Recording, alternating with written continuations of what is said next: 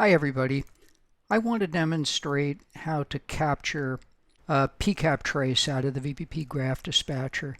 This turns out to be really useful when debugging various things that might go wrong.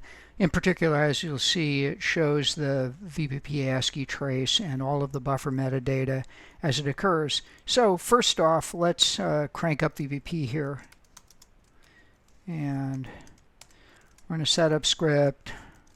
Got a couple of interfaces. Obviously, they're pounding away as fast as you can imagine here. So let's very quickly crank up a pcap dispatch trace. And what this will do is to capture up to 10,000 total records, up to 1,000 packets from DPDK input.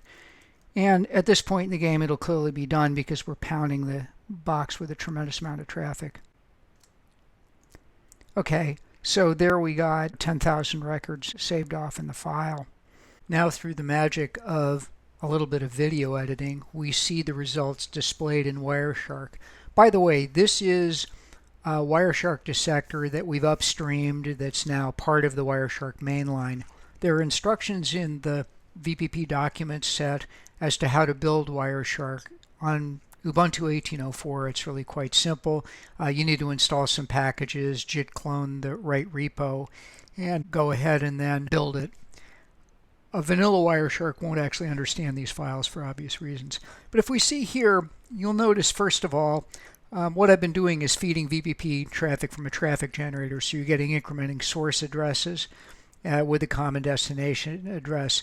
The packets themselves look like broken TCP segments because remember what we're looking at here is actually a trace from Ethernet input, and all of these packets are being substantially traced in Ethernet input. You see, if you look at it, each one of them is in Ethernet input. Now the first trick you probably want to know how to do in this Wireshark dissector world is to say, look, I want to see this one packet go entirely through the graph. That's actually easy. Point at buffer index, pull the cursor right a little bit, then right mouse click, apply as filter, and son of a gun, now you see that packet going all the way through the graph. Ethernet input to IP4 input node checksum, IP4 lookup, rewrite, and then the two 40 gig 8401 transmit nodes. At any rate, so if we back up to the beginning of time and we say show me the VPP buffer metadata and just click on it and look, you'll see, okay, the L4 checksum's good, yada yada yada length. This is basically the standard buffer metadata. The buffer opaque is also available, fully dissected. I show it in raw form. I show all of the metadata fields displayed in some fairly sensible fashion. So there's the main buffer opaque. Buffer opaque 2, very similar. Buffer opaque 2, for obvious reasons, is not used a heck of a lot. The other thing you see is the VPP buffer trace.